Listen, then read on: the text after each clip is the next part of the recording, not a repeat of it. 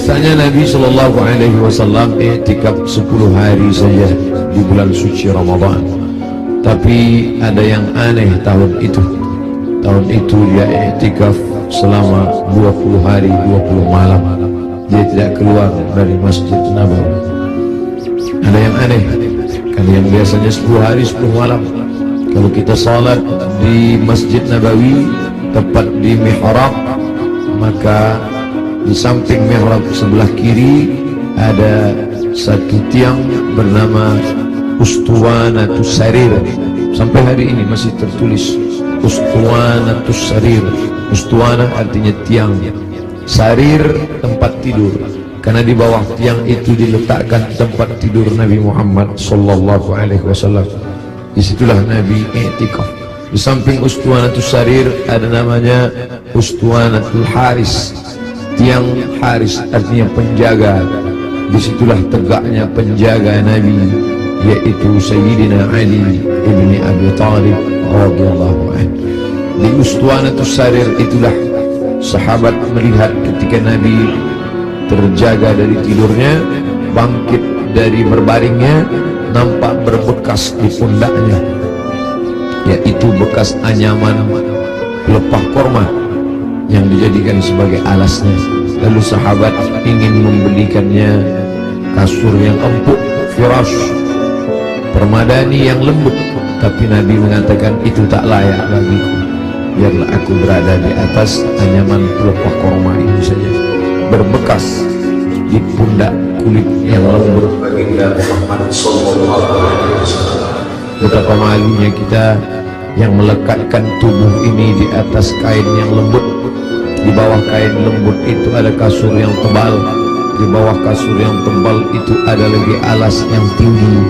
Lalu kemudian kita meminta kepada Allah, wa adkhilnal jannata ma'al abrar, masukkan kami ke dalam surga bersama orang-orang baik, bersama Nabi Muhammad sallallahu alaihi wasallam.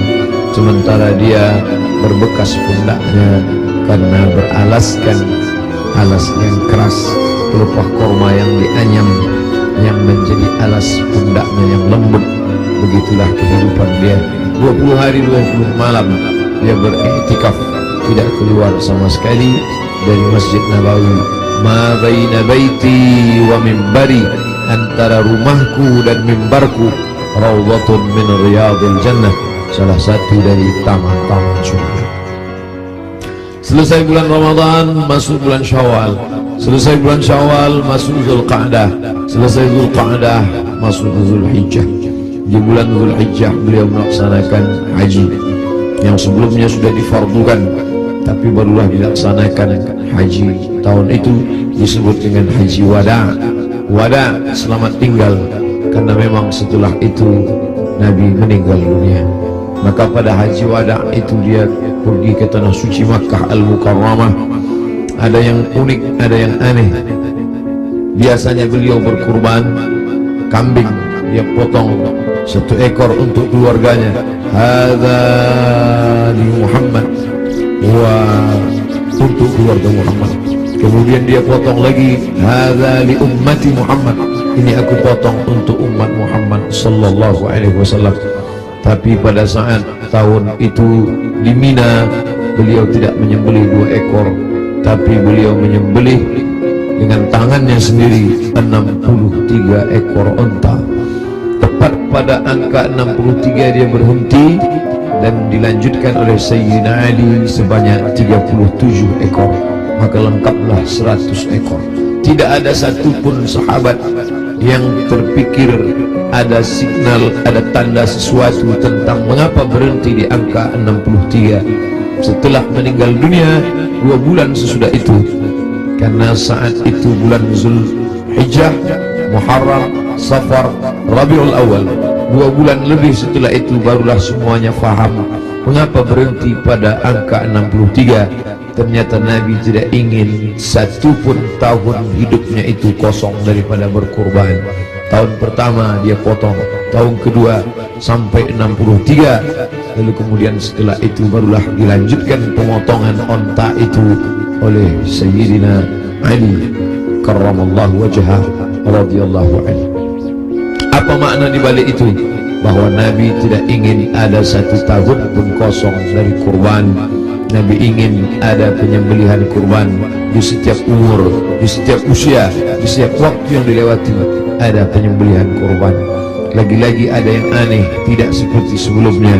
Sebelumnya hanya 2 ekor kambing, tapi saat itu dia potong langsung 63, dilengkapkan 37 menjadi 100 ekor. Lalu kemudian sallallahu alaihi wasallam kembali ke kota Al-Madinah Al-Munawwarah, masuk bulan Muharram, masuk bulan Safar, masuk bulan Rabiul Awal.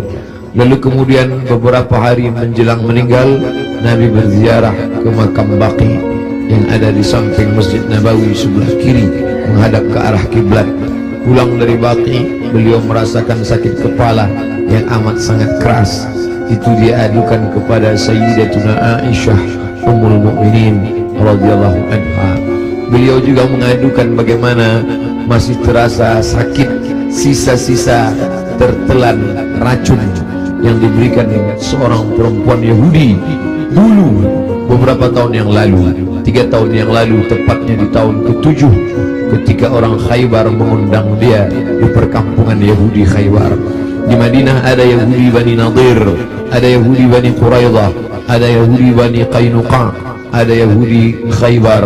Lalu mereka mengundang Nabi ke Khaybar. Mereka tanya, makanan apa yang paling disukai Nabi?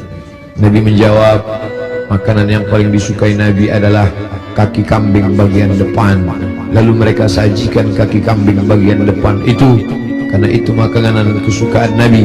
Rupanya di bagian depan kaki kambing itulah mereka tanamkan racun yang paling sangat banyak, paling berbahaya. Sahabat Nabi yang mengunyah daging kambing itu langsung meninggal di tempat. Nabi SAW sepakat semua ahli sirah bahwa Nabi memasukkan daging kambing itu ke mulutnya, tapi mereka ikhtilaf tentang menelan. Maka segera Jibril alaihissalam memberitahu bahwa ada racun.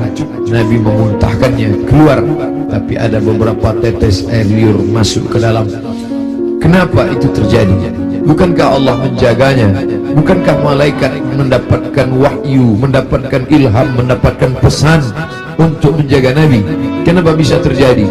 Hikmah di balik itu menurut ahli sirah, Allah ingin menyempurnakan nikmat kepada Nabi Muhammad sallallahu alaihi wasallam, bukan hanya sebagai nikmat penutup para nabi dan rasul, tapi juga nikmat sebagai mati sebagai seorang syahid. Dia sudah cukup penutup nabi dan rasul, tapi Allah lengkap, tak ingin hanya sebagai penutup nabi rasul, dia juga meninggal sebagai seorang syahid karena meninggal akibat racun yang tertelan di Khaybar. Aku masih merasakan sisa-sisa racun itu, wahai Aisyah. Lalu kemudian Nabi SAW sempat mengalami kehilangan kesadaran.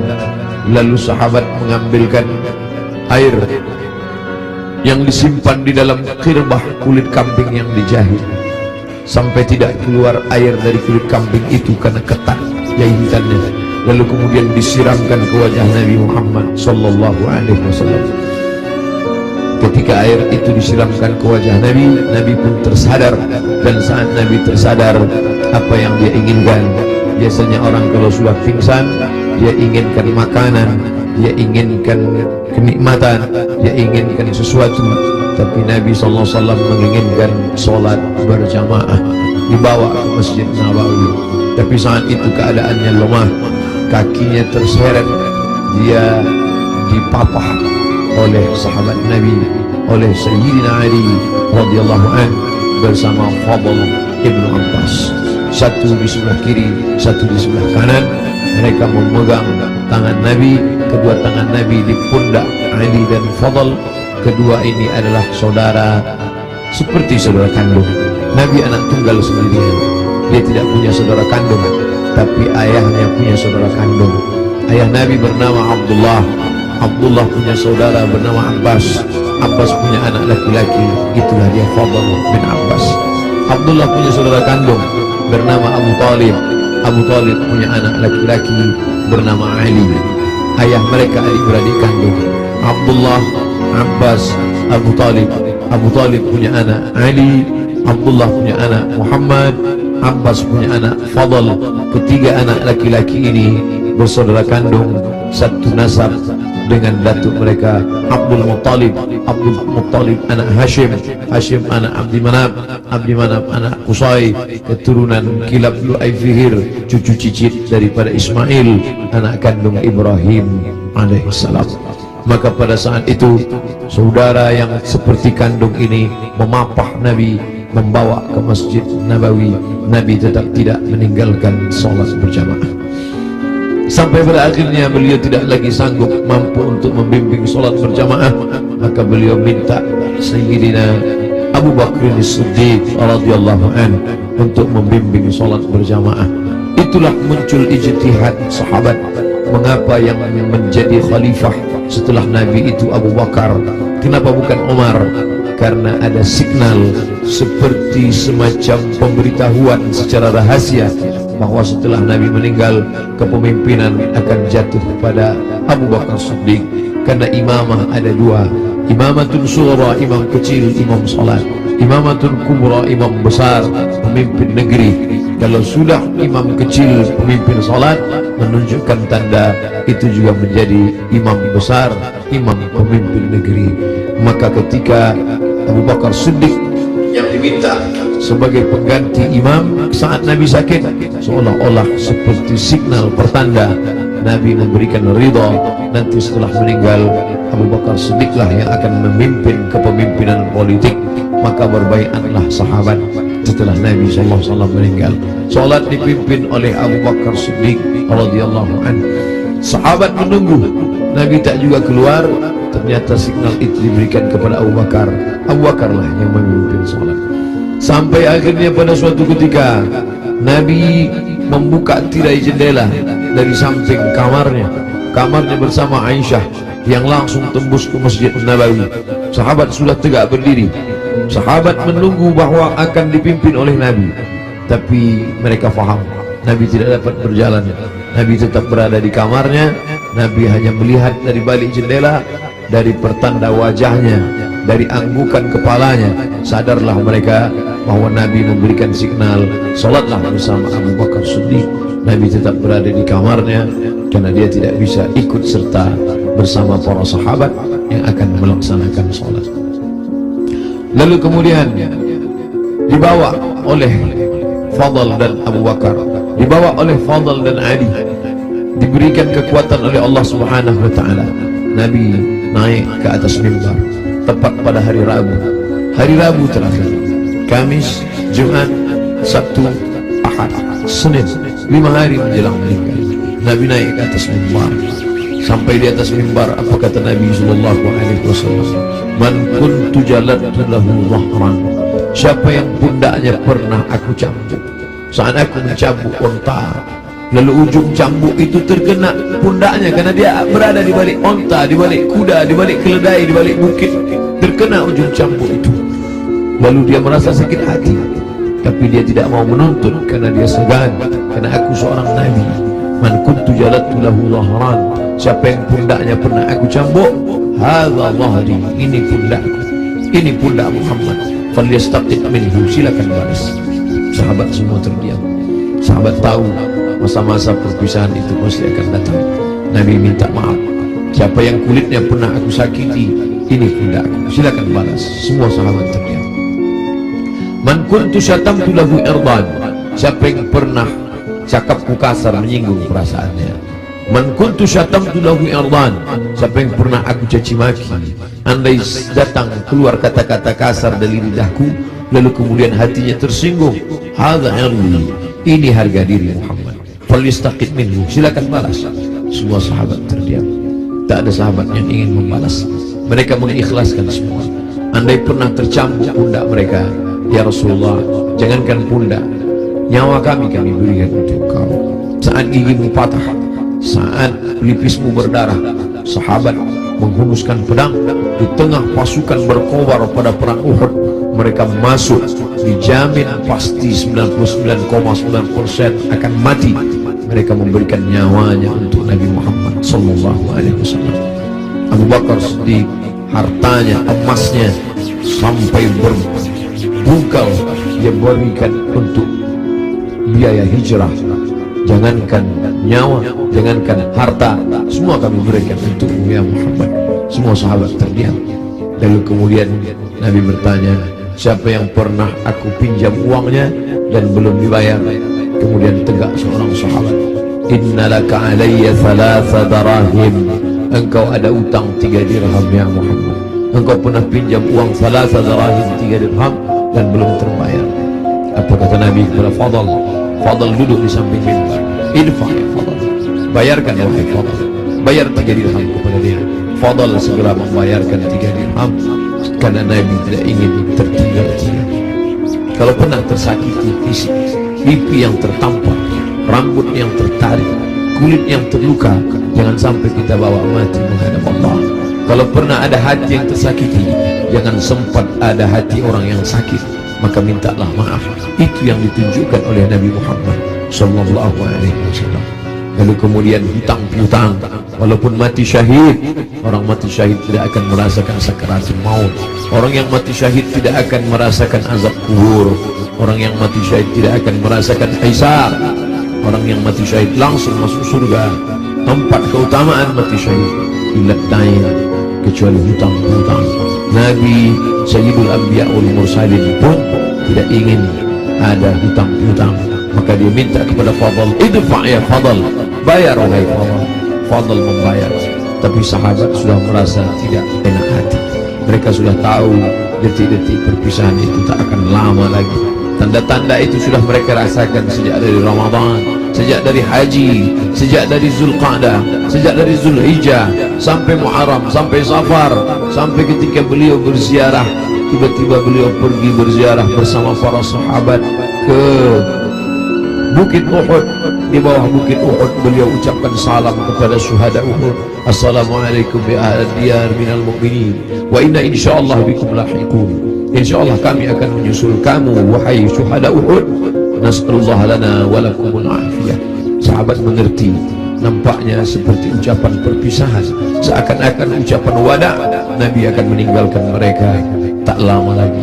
Lalu kemudian sampailah mereka melihat sakitnya Nabi. Akhirnya dia terbaring dan dia memilih kamar bersama Aisyah, karena kamar itulah yang paling dekat dengan mihrabnya, hanya lebih kurang 22 meter saja. Di sini mihrabnya, di samping mihrab mimbarnya, di samping kiri menghadap ke kiblat, di situlah kamarnya. Antara jarak yang begitu dekat. Biasanya Bilal mengetuk pintu karena Nabi sholat qabliyah di kamar. Nabi tidak sholat qabliyah di dalam masjid. Nabi sholat qabliyah di kamar. Bilal biasanya mengetuk pintu, bertanya, sudah bolehkah iqamat wahai Rasulullah? Kalau Rasulullah mengatakan aqimis salah, iqamatlah Bilal. Barulah Bilal berani, Allahu Akbar, Allahu Akbar, asyhadu an la ilaha illallah, asyhadu anna Muhammadar Rasulullah, hayya 'alas shalah, hayya 'alal falah, qad qamatis shalah, qad qamatis shalah, Allahu Akbar, Allahu Akbar, la ilaha illallah. Tapi hari itu tidak ada signal dari Nabi, karena Nabi berada di kamar. Dipapah pun tak juga sanggup berdiri, sampai akhirnya datanglah Sayyidatuna Fatimah masuk ke dalam kamar Nabi sallallahu alaihi wasallam. Nabi membisikkan sesuatu ke telinga Fatimah. Fatimah tersenyum. Nabi membisikkan sesuatu ke telinga Fatimah. Fatimah bersedih. Kelihatan dari raut wajah Fatimah ada sesuatu yang tidak menyenangkan. Nabi berbisik sesuatu ke telinga Fatimah. Fatimah tersenyum. Di saat yang sama terlihat wajahnya seperti gembira mendengar sesuatu. Setelah itu berlalu, lalu Aisyah bertanya kepada Fatimah, apa yang dibisikkan ya wahai Fatimah? Kata Fatimah, tak lama lagi saya.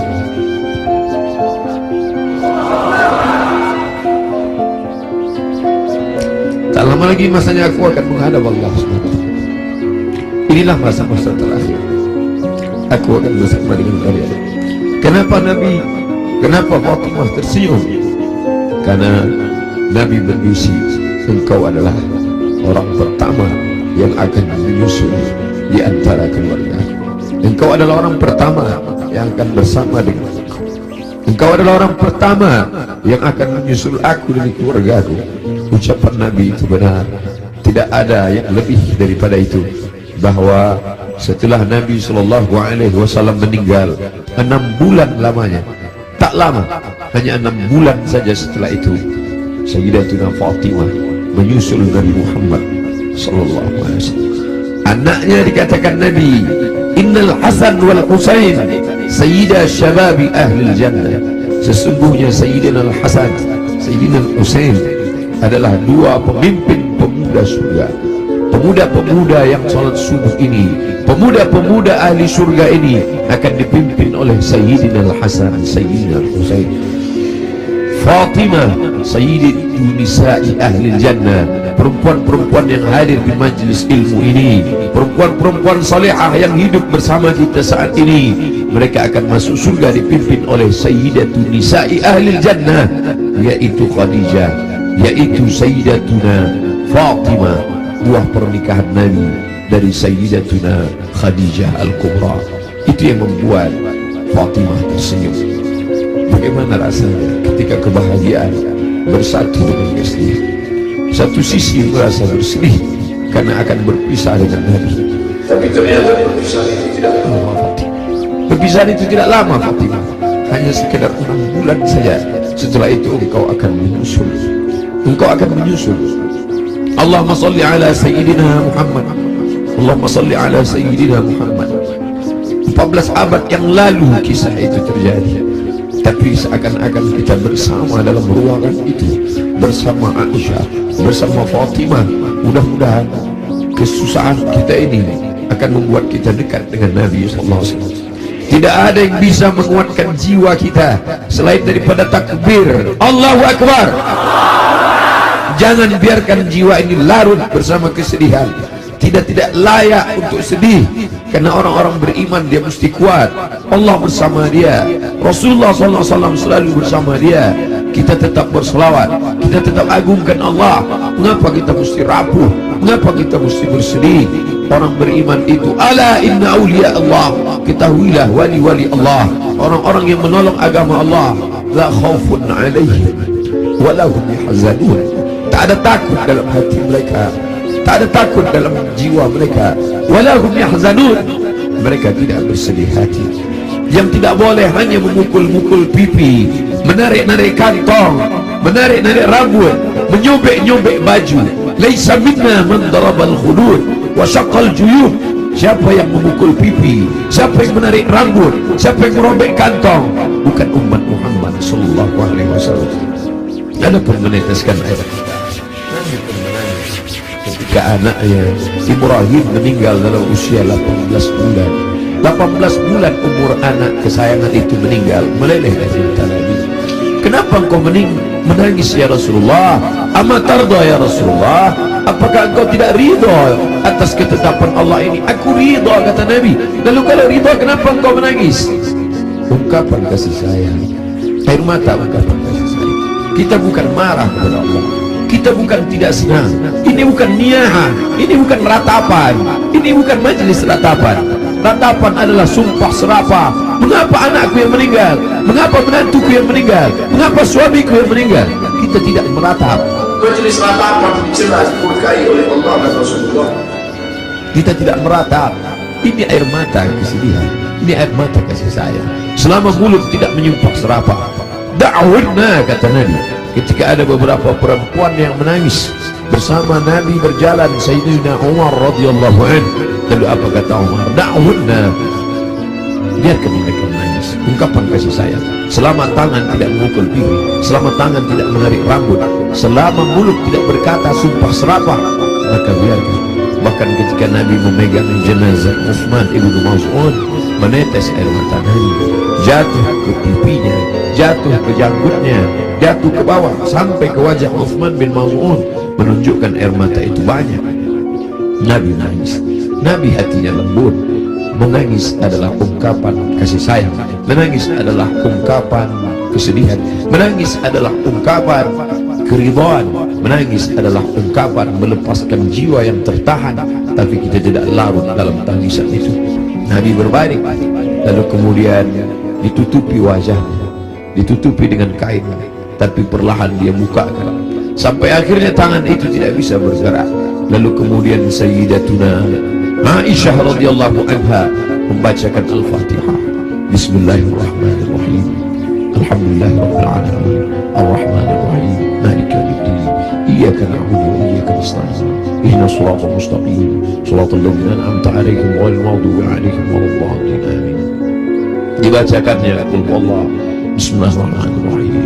Qul huwallahu ahad, Allahus samad. Lam yalid wa lam yulad wa lam yakul lahu kufuwan ahad. Qul huwallahu ahad, Allahus samad. Lam yalid wa lam yulad wa lam yakul lahu kufuwan ahad. Qul huwallahu ahad, Allahus samad. Lam yalid wa lam yulad wa lam yakul lahu kufuwan ahad. Dibacakannya qul a'udzu falaq, qul a'udzu bil falaq, min syarri ma khalaq, wa min syarri ghasiqin idza waqab, wa min syarri naffatsati fil 'uqad, wa min syarri hasidin idza hasad. Dibacakannya qul a'udzu bin nas, malikin nas, ilahin nas, min syarri wasil khannas, alladzi yursilu syu'uz nas, min al-jinnati wan nas. Lalu telapak tangan Nabi ditiupkan, ayat-ayat yang sudah dibacakannya itu yang penuh berkah ditiupkannya ke telapak tangan Nabi. Padahal mestinya kita yang membacakan, kita tiupkan ke tapak tangan kita, lalu kita usapkan ke wajah orang yang sakit. Tapi Sayyidatuna Aisyah tidak ingin melangkahi. Ada tangan yang lebih berkah daripada tangannya, ada tangan yang lebih mulia daripada tangannya. Itulah tangan Sayyidu Ahlul Jannah, Sayyidina wa Maulana Muhammad sallallahu alaihi wasallam. Ditiupkan di telapak tangannya, lalu diusapkan ke wajah Nabi Muhammad sallallahu alaihi wasallam. Aisyah melihat di wajah Nabi seperti menginginkan sesuatu. Sebagai seorang istri yang menemani Nabi dalam suka dan duka, dalam senang dan tawa, maka Nabi mengerti bahasa. Aisyah mengerti bahasa yang diperlihatkan oleh Nabi sallallahu alaihi wasallam. Lalu kemudian Aisyah paham bahwa Nabi menginginkan siwak. Nabi suka kepada siwak. Laula an asyqa ala ummati, kalau tidak memberatkan bagi umatku, la amartuhum bisiwak, pasti aku perintahkan mereka bersiwak inda kulli shalah, dalam setiap salat. Lalu kemudian Aisyah mengambil siwak, lalu merobek ujung kulit siwak dan mengunyahkannya agar ujung siwak itu keluar serabutnya. Lalu kemudian diberikan, diletakkan ke bibir Nabi sallallahu alaihi wasallam. Air liur terakhir yang bersatu dengan mulut Nabi sallallahu alaihi wasallam adalah air liur yang digigitkan oleh Sayyidatuna Aisyah ke ujung siwak, lalu diberikan. Tampak senyum di wajah Nabi sallallahu alaihi wasallam. Makin lemah. Hari Senin, saat yang amat sangat menyedihkan, Nabi makin lemah. Nabi berkata, apa kata Nabi sallallahu alaihi wasallam? As-salah, as-salah, as-salah, as-salah. Salat, wa ma malakat ayman, dan budak hamba sahaya. As-salah, simbol tentang hubungan hablum minallah. Jangan pernah putus, jangan pernah putus salat, jangan tinggalkan salat, jangan tinggalkan masjid. Pesan Nabi itu, kita tidak hanya sekedar larut meneteskan air mata, tapi juga kita menjalankan sunnah Rasulullah sallallahu alaihi wasallam. Beginilah ramainya umat Muhammad sallallahu alaihi wasallam. Wahai Abdus Somad, mereka datang bukan karena engkau. Wahai pengurus masjid, mereka datang bukan karena engkau. Mereka datang karena ingin melaksanakan pesan terakhir Nabi, as-salah, as-salah, as-salah, salat. Wa ma malakat aymanukum, hamba sahaya, orang yang paling lemah, rendah levelnya, budak hamba sahaya. Nabi tidak mengatakan jaga ibumu, karena kalian pasti menjaga ibu kalian. Jaga ayahmu, karena kalian pasti menjaga anak kalian. Jaga istrimu, karena kalian menjaga. Tapi ada orang yang paling lemah, paling rendah, budak hamba sahaya. Jangan kalian sia-siakan, jangan kalian hardik, jangan kalian susahkan mereka, jangan kalian membuat mereka seperti kuli, jangan buat mereka. Nabi mengajarkan membebaskan budak hamba sahaya. Akhirnya hari ini tidak ada lagi perbudakan, tidak lagi hamba sahaya, tapi pembantu kalian. Jangan kalian makan gajinya, jangan kalian makan titik puluh keringatnya.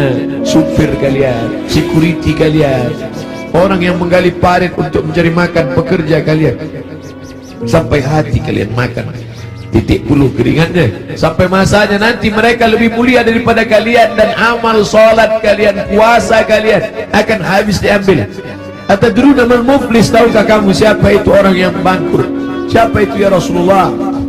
Mayati yaumal qiyamati bi salatin, orang yang datang menghadap Allah dengan salat yang banyak, wa siyamin, puasanya banyak, wa zakatin, zakatnya banyak, haji umrohnya banyak, tapi dia sudah menganiaya orang lain. Qad syatama hadza, mencaci maki si fulan, wa daraba hadza, menempeleng si fulan, wa akala mala hadza, memakan harta si fulan, wa syatama hadza, mencaci maki si fulan. Mereka akan datang menuntut di hadapan Allah. Nabi berpesan, as-salah, as-salah, jaga salat, jaga salat, jangan tinggalkan salat. Wa ma malakat aymanukum, budak kalian, hamba sahaya kalian. Hari ini tidak lagi ada hamba sahaya, tapi ada orang-orang lemah di sekitar kita. Anak yatim di antara kalian, jaga. Fakir miskin di antara kalian, jaga. Janda-janda tua, suaminya sudah meninggal, hidup sebatang kara, anaknya tidak lagi ada, jaga. Jangan sampai mereka kelaparan. Mereka orang-orang yang al-mustad'afun, orang-orang lemah, berada di bawah kekuasaan kalian, maka tolong membantu mereka. Apa kata Nabi sallallahu alaihi wasallam sebelum dia meninggal? La'anallahu al-yahud wan nasara, Allah melaknat Yahudi dan Nasrani. Kenapa? Ittakhadhu qubur anbiya'ihim masajid, mereka menjadikan kubur nabi-nabi dan orang soleh di antara mereka, mereka robah menjadi masjid, mereka robah menjadi tempat ibadah. Nabi melarang. La'anallahu yahud wan nasara, Allah melaknat Yahudi dan Nasrani. Ittakhadhu qubur anbiya'ihim masajid. Alhamdulillah, sampai hari ini tidak ada satupun orang Islam di dunia ini yang meratakan kubur dengan tanah, lalu di atas kubur itu dibangun masjid sebagai tempat ibadah. Tidak ada. Di bawah lantai ini tidak ada kuburan. Andai ada kubur di bawah lantai ini, maka kita sudah melanggar peringatan terakhir. Detik-detik menjelang Rasul meninggal, biasanya orang meninggal akan menyampaikan pesan-pesan penting. Hari itu dia lepaskan semua.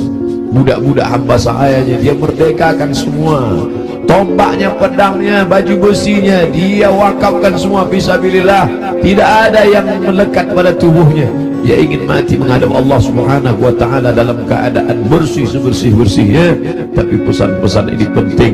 Dia tidak ingin ada orang membangun makam menjadi tempat ibadah, lalu kemudian orang beribadah di sana, sholat di atasnya. Adapun ada makam di samping kiri masjid, di samping kanan masjid, ada dinding, ada jalan, maka itu tidak termasuk menjadikan makam sebagai masjid. Yang dilarang hanyalah meratakan makam lalu dibangun masjid di atasnya. Laknat Allah, laknat Rasulullah kepada mereka yang melakukan itu, dan kita tidak ada satupun yang melakukan itu. Masjid kita bersih daripada ini. Sampai akhirnya saat petang hari Nabi mulai mengatakan, apa kata Nabi sallallahu alaihi wasallam? Ma'an nabiyyin was-siddiqin was-syuhada was-salihin wa hasuna ulaika rafiqa. Ma'an nabiyyin, akan bersama dengan para nabi. Adam, Idris, Nuh, Hud, Saleh, Ilyas, Ilyasa, Zakaria, Musa, Yahya, Ayyub, Sulaiman, Zulkifli. Mereka sudah lama menantikan saat Isra Mi'raj bertemu di langit pertama, bertemu di langit kedua, bertemu di langit ketiga. Bahkan wa antal imam, engkau yang menjadi imamnya saat salat di Masjidil Aqsa. Tapi ini pertemuan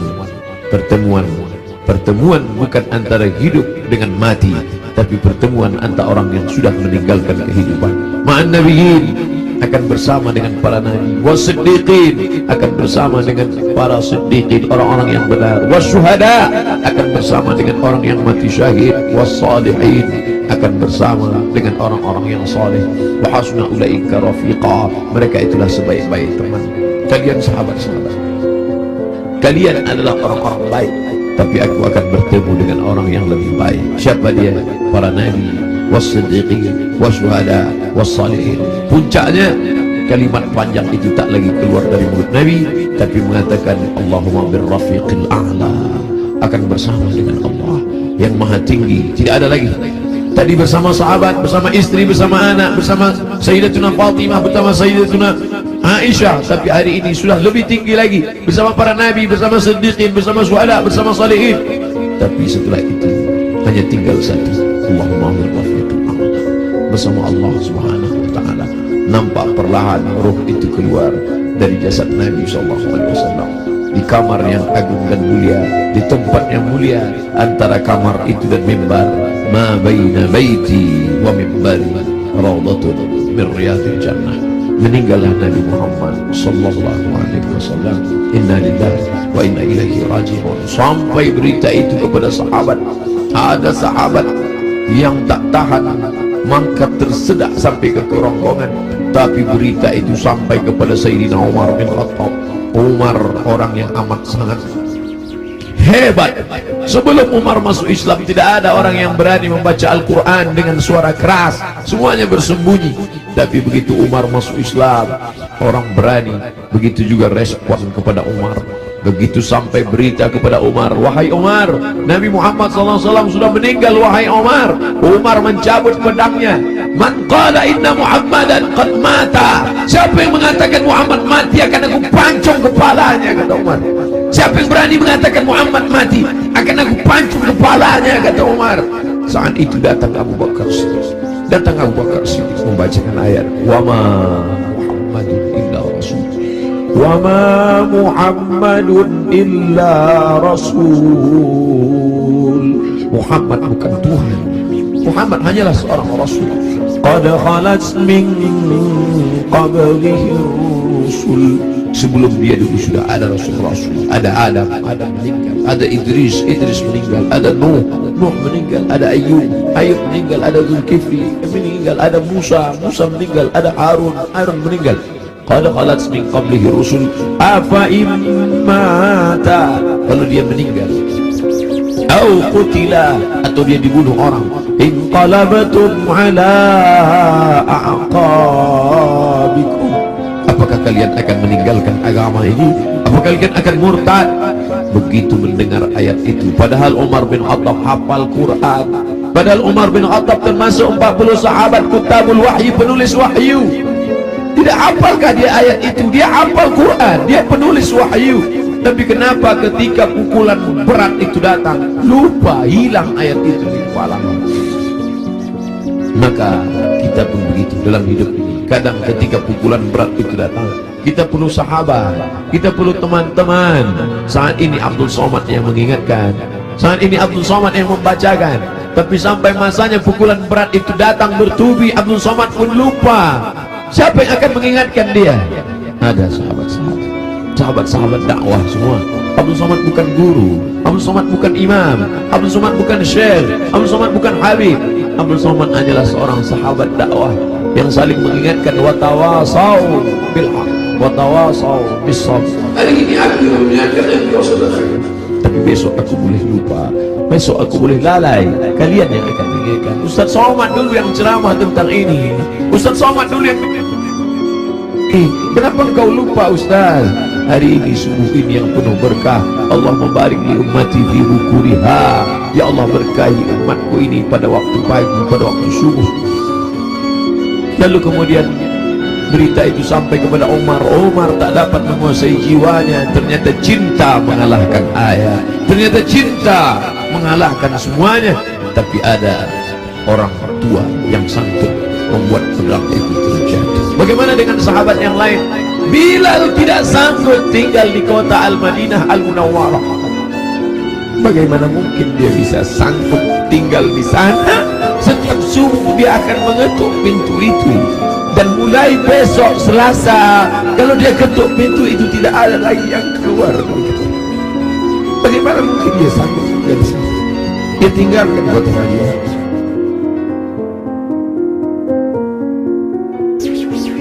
Bilal tak sanggup memandangkan azan. Bilal pergi ke negeri Syam. Dia tinggalkan kota Al-Madinah Al-Munawwarah. Dia pergi ke negeri Syam. Sampai akhirnya Anas bin Malik pergi pindah ke Basrah. Anas bin Malik sahabat yang terakhir meninggal di Basrah tahun 93, tahun 94 Hijrah. Mereka tidak sanggup. Mereka tidak sanggup tinggal di sana. Sebagian sahabat menetap karena kekuatan iman, kekuatan cinta. Tapi sebagian sahabat juga harus menghindar jauh karena kerinduan yang begitu mendalam. Sampai akhirnya Bilal tetap menetap di sana. Sampai akhirnya Umar merasa perlulah Bilal kembali sekali-sekali. Datanglah Bilal ke kota Al-Madinah Al-Munawwarah. Aku tidak sanggup, kata Bilal. Bagaimana mana aku akan mengumandangkan azan di sana? Yang biasanya kalau aku mengumandangkan azan, setelah itu aku iqamah. Kalau aku iqamah ada yang keluar dari kamar itu. Nanti kalau aku iqamah tidak ada yang keluar dari sana. Tidak sanggup aku. Sampai akhirnya datang Sayyidina Al-Hasan, Sayyidina Al-Husain. Bilal tidak sanggup menolak. Ini yang meminta adalah cucu Nabi Muhammad sallallahu alaihi wasallam. Datanglah Bilal ke kota Al-Madinah. Kami tahu cintamu kepada Nabi luar biasa. Kami tahu engkau bersama dengan Nabi sallallahu alaihi wasallam. Kami tahu bahwa engkau amat sangat kagum besar cintamu. Tapi datanglah. Bilal tak sanggup menolak.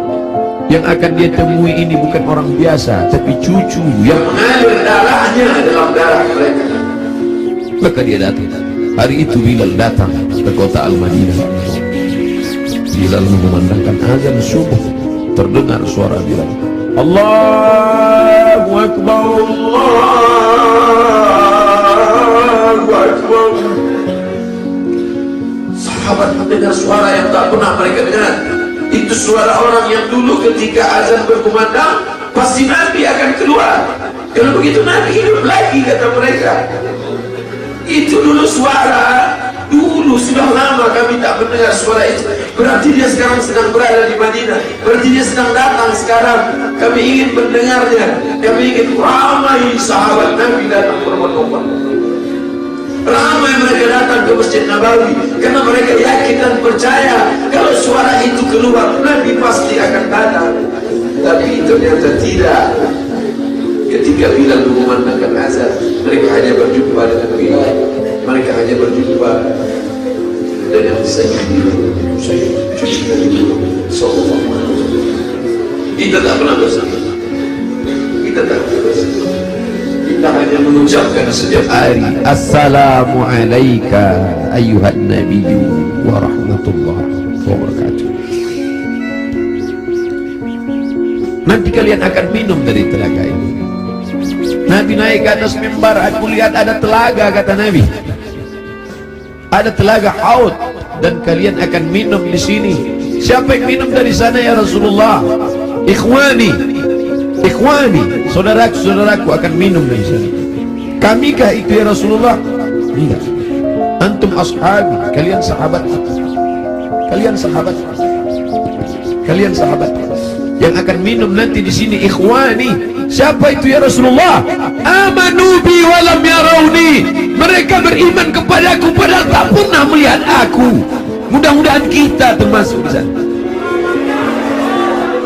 Aku bukan orang Arab, aku tidak Quraisy, aku tidak pernah bersamanya, tapi aku berharap, kita semua berharap 14 abad jarak kita dengan dia, 1439 tahun yang lalu jarak kita dengan dia.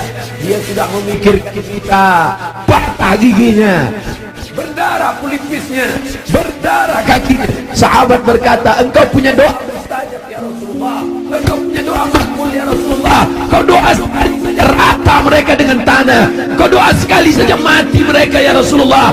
Mintakan doa itu ya Rasulullah. Allahumma salli ala Sayyidina Muhammad. Sekali saja engkau berdoa ya Rasulullah, akan mati mereka semua. Kata Rasulullah, tidak, doa itu aku simpan. Untuk siapa? Untuk kalian nanti di padang mahsyar. Aku simpan doa itu syafaatan li ummati. Dia pikirkan kita 14 abad yang lalu. Apa yang kita lakukan untuk agamanya ini? Apa yang sudah kita buat? Orang-orang kaya, tolonglah agama Allah ini. Kalian dirikan MDA, tolong fakir miskin. Air mata tidak cukup untuk menolong agama Rasulullah SAW. Pemimpin-pemimpin, raja-raja, sultan-sultan, kalian semua akan mati menghadap Allah. Satu-satunya syafaat hanyalah syafaat Rasulullah SAW. Sungguh ini bapak-bapak dari kepolisian, bapak-bapak dari TNI, hadirin hadirat sekalian, kita semua insya Allah mendapat syafaat Nabi Muhammad SAW. Cinta kita mendalam.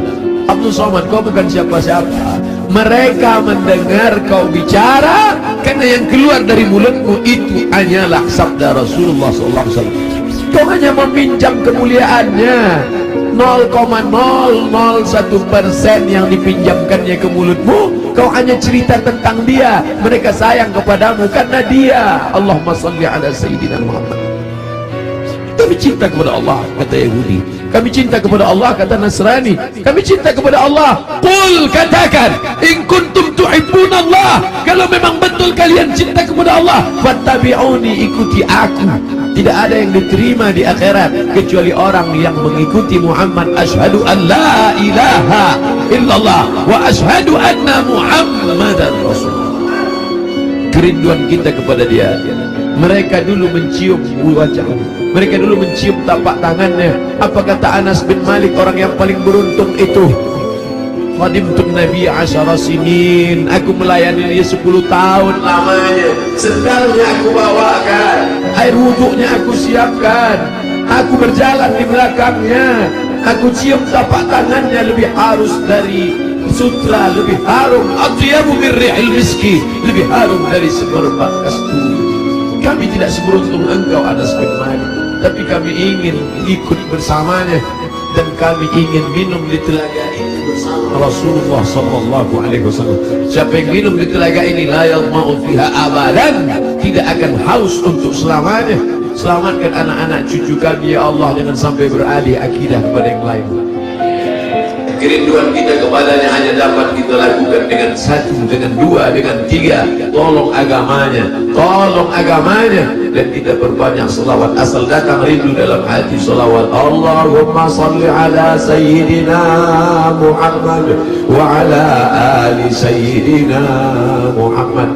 Tapi dia juga masih punya keturunan-keturunan. Ada keturunan-keturunan itu tetap terjaga. Para habaib kita, Habib Umar bin Hafiz, para ahli bait yang ahli sunnah wal jamaah, ahli bait yang mencintai Umar tapi juga mencintai Ali, ahli bait yang mengagungkan Ali tapi juga tidak mencaci maki Abu Bakar, Umar, Uthman. Karena ada juga yang mencaci maki Abu Bakar, Umar, Uthman. Ikutlah ahli bait, ikutlah keturunan Rasulullah sallallahu alaihi wasallam yang tidak membeda-bedakan antara sahabat. Mereka tetap berkata Abu Bakar Siddiq radhiyallahu anhu, Umar ibn Khattab radhiyallahu anhu. Para habaib, Habib Ahmad Al-Kaf, Habib Jindan, Habib Zaid ibn Sumaid, para habaib yang tak mungkin saya sebutkan satu persatu. Al-asila ila qarabati Rasulullah sallallahu alaihi wasallam, menyambung hubungan dengan para habaib keturunan Rasulullah. Ahabbu ilayya, lebih aku cintai, min an asila ila qarabati, daripada menyambung hubungan dengan kerabatku sendiri. Motivasi itulah yang membuat al-fakir yang hina datang menjumpai Habib Rizik Syihab, mencium tangannya, memeluknya, karena dia salah satu dari bagian keturunan Rasulullah sallallahu alaihi wasallam yang berpegang teguh kepada ahlu sunnah wal jamaah. Kita muliakan mereka bukan hanya sekedar darahnya mengalir dalam darah mereka, darah Nabi ada dalam darah mereka, tapi juga karena mereka memperjuangkan syariat datuk mereka. Kita ikut bersama mereka. Yang kita inginkan adalah kita semua bersama, anak, istri, keturunan, cucu, cicit, sahabat, kerabat, jamaah, bersama dengan Nabi Muhammad sallallahu alaihi wasallam. على هذه النية وكل نية صالحة. الفاتحة. أعوذ بالله من الشيطان الرجيم. بسم الله الرحمن الرحيم. الحمد لله رب العالمين الرحمن الرحيم مالك يوم الدين. إياك نعبد وإياك نستعين. اهدنا الصراط المستقيم صراط الذين أنعمت عليهم غير المغضوب عليهم ولا الضالين آمين. الحمد لله رب العالمين والصلاة والسلام على أشرف الأنبياء والمرسلين سيدنا ومولانا محمد وعلى آله وصحبه أجمعين. اللهم ارزقنا رزقا حلالا طيبا مباركا فيه. Berikan kami rezeki yang halal yang penuh berkah supaya bisa kami berkunjung ke Baitullah. Rabbana ighfir lana dzunubana, ampunkan dosa kami ya Allah. Wali walidina, ayah kami ya Allah. Melepuh kulitnya mencarikan rezeki yang halal untuk biaya sekolah kami, untuk makan kami. Dia jaga makanan kami agar supaya kami tidak makan riba, makan haram. Wali ummahatina, ampunkan ibu kami ya Allah. Berapa kali dia tidak tahajud malam karena tangis kami sampai menjelang azan subuh. Berapa kali dia tidak sholat duha padahal dia sudah pakai mukena, tapi kami kencing air najis kami di pakaiannya ya Allah. Berapa kali dia diusir orang dari keramaian, di majelis akad nikah, di majelis akikah, di majelis walimah, tajam mata orang melihat matanya karena kami menangis berteriak di depan orang banyak, malu dia gara-gara kami ya. Andai dia masih hidup bersama kami, dapat kami belikan makanan yang dia suka, dapat kami cium tangannya, dapat kami peluk dia. Tapi sebagiannya sudah kembali menghadap Engkau, tak ada yang dapat kami ucapkan Allahumma ighfir laha, ampunkan dosanya, warhamha, warhamha, warhamha, curahkan rahmat kasih sayangmu padanya, wa akrim nuzulaha, muliakan dia, waj'alil jannata mathwaha, jadikan surga sebagai tempat tinggalnya ya Allah. Allahumma ja'al qabraha radatan min riyadil jinan, jadikan kuburnya salah satu dari taman surgamu ya Allah. Wala taj'al qabraha hufratan min hufarin niran, jangan jadikan kuburnya salah satu dari lubang neraka ya Allah. Rabbana hab lana minas salihin, jadikan anak-anak kami anak-anak yang saleh dan salihah ya Allah. Allahumma ja'alhum min huffazil Quran, jadikan mereka para penghafal Al-Quran ya Allah. Subuh ini kami dibimbing oleh Ustaz kami, guru kami, Ustaz Muzammil. Panjangkan umurnya ya Allah, sehatkan badannya ya Allah. Jadikan anak kami bisa menjadi imam salat seperti suaranya, seperti hafalannya ya Allah. Bangkitkan kami nanti bersama para malaikat, bersama orang-orang yang seperti Kau janjikan, al-mahir bil Quran, orang yang mahir membaca Quran, menghafal Quran, mengajarkan Quran, mengamalkan Quran, ma'as sabaratil kiramil bararah, bersama para malaikat yang agung dan mulia. Ya Allah, godaan anak-anak kami, remaja kami, anak muda kami ini berat. Mereka digoda dengan berbagai macam godaan, internet, Twitter, BBM, WhatsApp, dengan berbagai macam perbuatan dosa maksiat. Jaga mereka dari zina ya Allah, jaga mereka dari narkoba ya Allah, jaga mereka dari LGBT ya Allah, selamatkan mereka dari perbuatan keji dan mungkar ya Allah. Allahumma dafa'an al-wala wal waba wal fahsya wal riba wal zina wal munkar. Tidak ada yang dapat melakukan itu kecuali pemimpin-pemimpin yang saleh. Allahumma arzuqna imaman adila, berikan kami pemimpin-pemimpin yang saleh ya Allah. Allahumma ansur wulata umurina, pemimpin-pemimpin kami lembutkan hati mereka supaya mereka menolong agamamu ya Allah. Wafiqna wafiqhum lima tuhibbu wa tarda, berikan taufikmu pada kami, pada mereka, agar kami dapat dibimbing dalam jalan yang benar ya Allah. Rabbana hab lana min azwajina wa dzurriyyatina, jadikan pasangan hidup kami, anak cucu keturunan kami, qurrata a'yun, orang-orang yang sejuk dipandang mata dan menenangkan hati kami ya Allah. Berikan kami rezeki yang halal supaya kami dapat mengucapkan salam di makam Nabi-Mu. Assalamu alayka ya Rasulullah, assalamu alayka ya Habiballah, assalamu alayka ya Nabi Allah, assalamu alayka ya khaira khalqillah, assalamu alayka ya safwatullah, assalamu alayka ayyuhan nabiyyu wa rahmatullahi wa barakatuh. Rasanya mata kami tak layak melihat dia karena mata ini terlalu banyak melihat maksiat. Rasanya telinga ini tak layak mendengarkan balasan salamnya karena telinga ini lebih banyak mendengarkan yang tidak dia suka. Rasanya tangan ini tak layak bersalaman, bermusafahan dengannya karena tangan ini terlalu banyak melakukan dosa.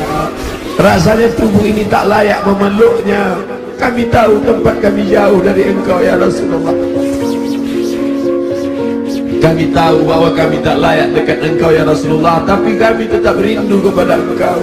Yang kami bawa hanya satu, cinta kami padamu. Allahumma salli ala Sayyidina Muhammad.